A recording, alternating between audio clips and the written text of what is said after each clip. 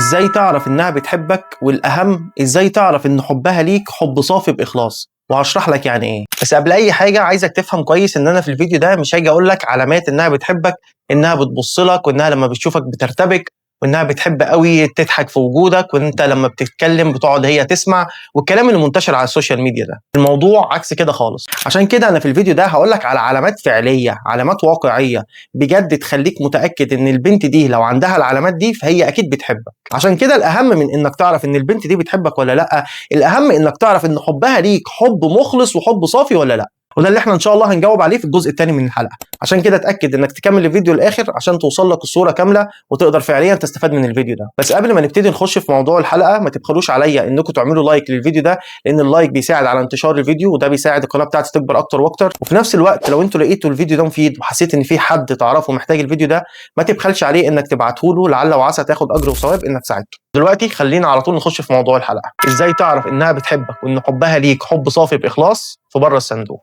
اول علامه تخليك تتاكد ان البنت اللي قدامك دي فعليا بتحبك انها هتلاقيها عايزه تقفل عليك، سواء كنت في مرحله التعارف او الخطوبه او حتى بعد الجواز. وانا دلوقتي هشرح لك يعني ايه كلمه عايزه تقفل عليك. هتلاقيها مهتميه جدا ان الموضوع ينتقل من فكره الكلام والتعارف لمرحله الخطوبه، ولو انتوا مخطوبين هتلاقيها مهتميه قوي ان انتوا الاثنين تتجوزوا في اقرب فرصه، ولو انتوا حتى الاثنين متجوزين هتلاقيها جدا مهتميه انها مش عايزه ابدا فرصه لاي حاجه انها تزعلك او اي حاجه انها تخرب العلاقه دي، فهتلاقيها دايما عايزه تقفل عليك، عايزه تحافظ عليك. عارف كده اللي عنده جوهره وعنده حاجه كويسه جدا وقيمه جدا بيعمل ايه؟ بياخدها يشيلها يخبيها في الدولاب. هي بالظبط كده الموضوع. هي فعليا البنت اللي انت معاها في علاقه لو هي شايفاك جوهره هتلاقيها عايزه تقفل عليك خالص، عايزه تشيلك كده في الدولاب وتحطك وتحافظ عليك وما تزعلكش، وطول الوقت كده تهتم بيك ومش عايزاك تزعل ابدا. ليه؟ لانها فعليا بتحبك. فعشان كده على الناحيه الثانيه تماما، لو لقيت البنت اللي انت معاها في علاقه دي مش عايزه تقفل عليك، لقيتها كده عماله تتكلم معاك وخلاص، مش شايف في اي بروجرس بيحصل في العلاقه، خليك عارف ان البنت دي مش بتحبك بجد. البنت دي ما عندهاش اي مشكله انها تخسرك. انت دلوقتي هتلاقي سؤال كده في راسك بيحيرك: طب لو البنت دي مش بتحبني ليه هي عماله تتكلم معايا وترغي معايا ومبسوطه معايا وبتهتم انها حتى تخرج وتقابلني وكل الكلام اللي موجود في الزمن ده؟ انا هقول لك الموضوع ليه بمنتهى. في بنات كتير جدا في الزمن ده بيهتموا جدا ان يكون في حياتهم راجل ترتاح له بس ما ترتبطش بيه. فخلي بالك جدا من الفخ ده. الفخ ده فخ منتشر الايام دي وبيقع فيه رجاله كتير جدا. الراجل بيقع في فخ انه بيلاقي البنت اللي هو معاها دي، البنت دي مرتاحه له وبتحب تتكلم معاه وبتسال عليه حرفيا 24 ساعه في اليوم، لكن في الاخر مفيش اي بروجرس بيحصل في العلاقه. الراجل مننا على طول بيتخيل هي ليه تعمل كده، هو ايه اللي يجبرها تعمل كده؟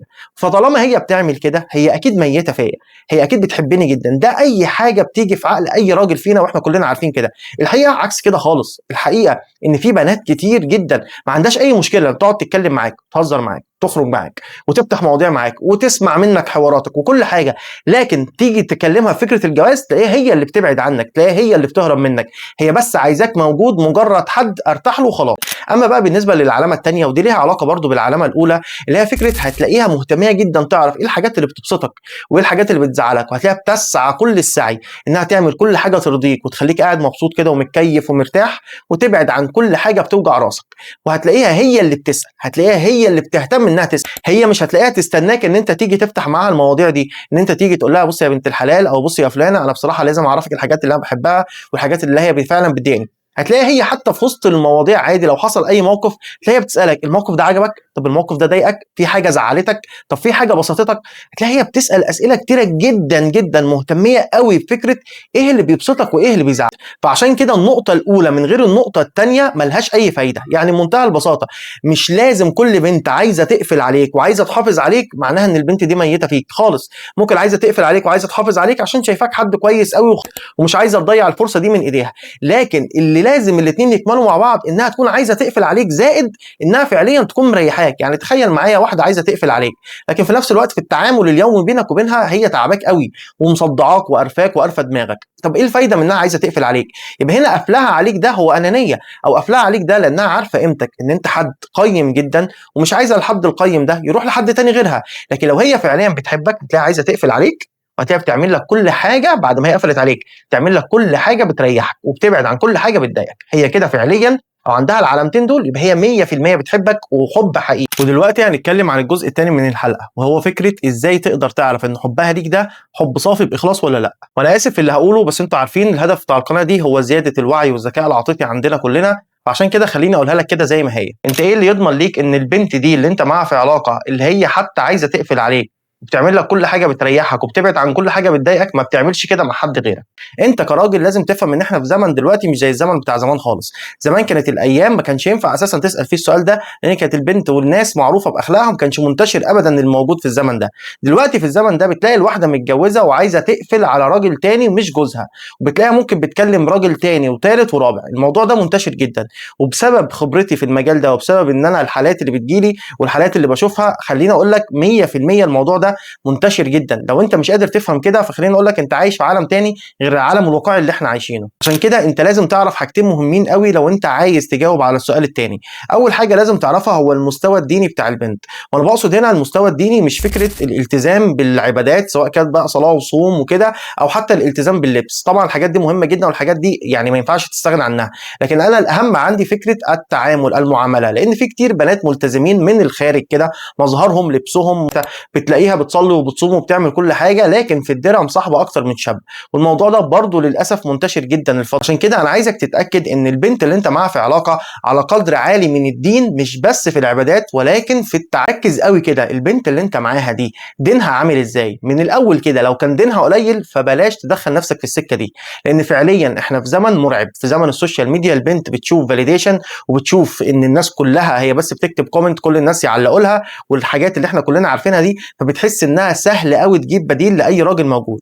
فلو هي دينها ضعيف سهل قوي الشيطان يخش لها من المدخل ده في اي مشكله تحصل ما بينكم. فمن الاول كده لو بنت بدينها ضعيف ابعد عنها، ما تدخلش نفسك في الموضوع ده خالص. طيب دلوقتي بقى نتنقل للبنت اللي هي دينها كويس. ما تركزش في بس دينها كويس زي ما قلت لك في اللبس وصلاه وصوم والكلام ده، لا، ركز في التعامل. هل فعليا في التعامل هي بتتعامل كويس؟ هل فعليا قلبها ابيض؟ هل فعليا بتسامح؟ هل فعليا بتفضل الناس على نفسها، يعني عندها ايثار وكده؟ ركز كده ان دينها ده بتطبقه في حياتها ولا لا. البنت اللي بتطبق دينها في حياتها صعب جدا جدا ان ما كانش مستحيل فكره انها اساسا تفكر انها تخون او تعمل حاجه زي كده، لان دينها في حد ذاته، ودي ميزه الدين قوي، بيكون قافل على الموضوع ده تماما، بيبعد خالص فكره انها حتى الفكره تيجي في عقلها. اما تاني حاجه لازم تعرفها كويس ولازم تخلي بالك منها هي فكره خلي بالك كده لما انتوا بتختلفوا مع بعض. وده طبيعي جدا ان اي اتنين يكون في بينهم خلافات. لو مفيش بينكم خلافات فده في حد ذاته مشكله كبيره، بس اللي بنتكلم عليها بعدين.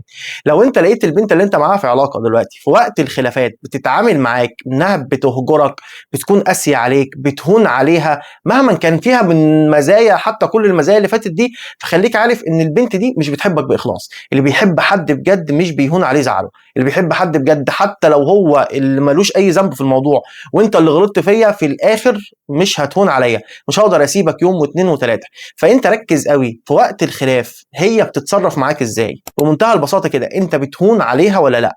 لو لقيت نفسك ما بتهونش عليها فالف مبروك يا سيدي.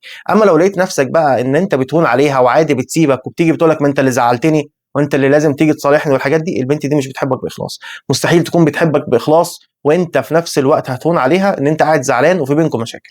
ودلوقتي وصلنا لنهايه الفيديو. لو انت كملت معايا للمرحله دي فاحب اشكرك جدا، واتمنى يا رب يكون الفيديو فعليا فادك. في نفس الوقت لو انت عايز تعرف ليه المراه بتخضع للرجل العنيف وفي نفس الوقت بتتمرد على الرجل الطيب، شوف الفيديو اللي طالع قدامك ده.